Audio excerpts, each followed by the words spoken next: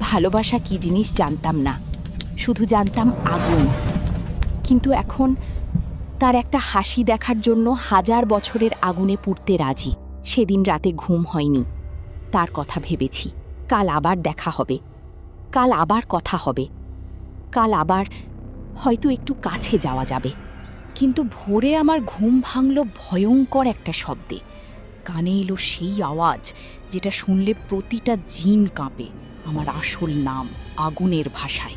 আমার বড় ভাই, জিনদের যুদ্ধের সেনাপতি। সে জানতে পেরেছে আমি পালিয়েছি, সে জানতে পেরেছে আমি মানুষ হয়েছি, এবং সে রাগান্বিত। সূর্য উঠল। আমি কোনো মতে নিজেকে সামলালাম। আয়নায় দেখলাম চোখ লাল, হাত কাঁপছে। কিন্তু যেতে হবে। সেই একই জায়গায় গেলাম, পার্কের বেঞ্চে, যেখানে কাল বসেছিলাম। অপেক্ষা করতে লাগলাম।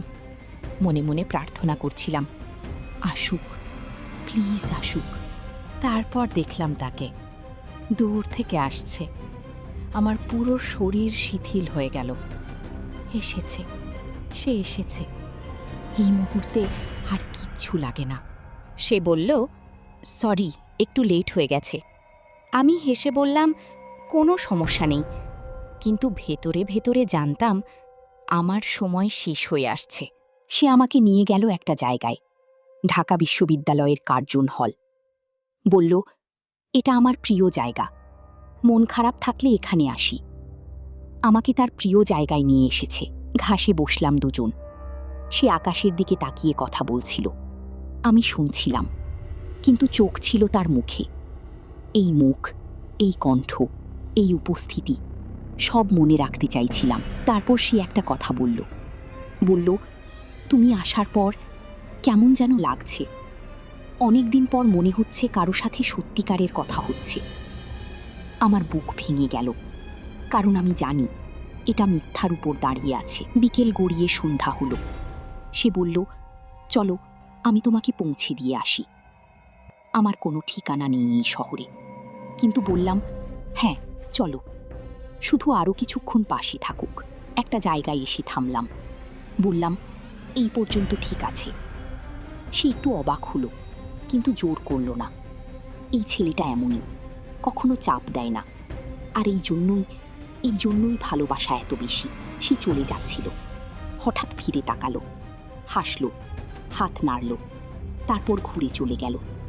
আমি দাঁড়িয়ে রইলাম। দেখলাম ভিড়ের মধ্যে হারিয়ে যাচ্ছে। শেষবারের মতো দেখলাম। হয়তো রাস্তা থেকে সরিয়ে একটা অন্ধকার গলিতে ঢুকলাম। আর পারছিলাম না, শরীর কাঁপছিল। হাঁটু ভেঙে মাটিতে বসে পড়লাম। তারপর যেটা ভয় পাচ্ছিলাম সেটা শুরু হলো। তারপর শুনলাম পায়ের শব্দ, কেউ গলিতে ঢুকছে। মাথা তুললাম এবং দেখলাম তাকে। আরিয়ান ফিরে এসেছে, আমাকে খুঁজছে। আর আমি এই অবস্থায়। সে আমার সত্য দেখতে চলেছে। আমি জানতাম একদিন এই মুহূর্ত আসবে, কিন্তু প্রস্তুত ছিলাম না। তার চোখে যে ভয় দেখলাম, সেই ভয় আমার 1000 বছরের আগুনকেও হার মানায়। নিঃশব্দ, কয়েক সেকেন্ডের নিঃশব্দ, কিন্তু সেই কয়েক সেকেন্ড মনে হলো একটা যুগ। সে তাকিয়ে আছে, আমি তাকিয়ে আছি। দুজনের মাঝখানে শুধু সত্য, ভয়ঙ্কর সত্য। সে এক পা পিছিয়ে গেল। সেই একটা পা আমার পুরো অস্তিত্ব ভেঙে দিল।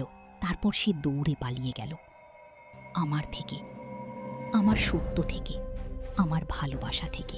কতক্ষণ সেখানে বসেছিলাম জানি না। আমার শরীর নিজে নিজে জিন রূপে ফিরে গেল। আর বাধা দিলাম না। কি লাভ? যাকে লুকিয়েছিলাম তার কাছ থেকে সে তো দেখেই ফেলেছে, সে তো ভয় পেয়ে গেছে। কিন্তু সেই মুহূর্তে আবার পায়ের শব্দ। থমকে গেলাম।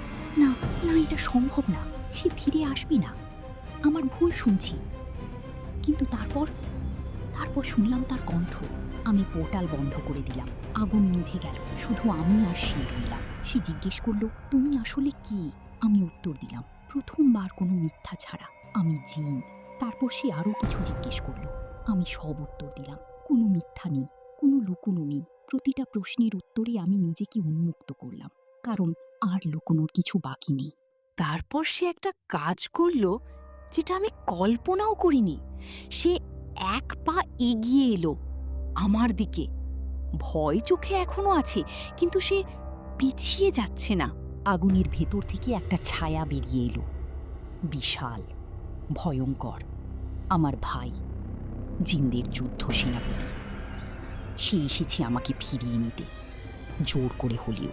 আরিয়ান কিছু বুঝে ওঠার আগেই আমার ভাই হাত বাড়ালো। আগুন তার হাত থেকে বেরিয়ে এলো আরিয়ানের দিকে। আমি চিৎকার করে উঠলাম এবং প্রথমবারের মতো আমার ভাইয়ের বিরুদ্ধে দাঁড়ালাম। আমার ভাই আগুন বন্ধ করল। আমি হাঁটু ভেঙে পড়লাম। শক্তি শেষ। কিন্তু আরিয়ান, সে এগিয়ে এলো, আমাকে ধরল পড়ার আগে। মানুষ, এক জিনকে ধরল, আমাকে ধরল। শাস্তি, হ্যাঁ, আমি জানি। জিন যদি মানুষকে ভালোবাসে, তার শক্তি কেড়ে নেওয়া হয়, চিরকালের জন্য মানুষ বানিয়ে দেওয়া হয়। আর আমার ভাই যদি সিদ্ধান্ত নেয়, মৃত্যু। আমার ভাই অনেকক্ষণ তাকিয়ে রইল, আরিয়ানের দিকে, তারপর আমার দিকে, তারপর হাত নামিয়ে ফেলল।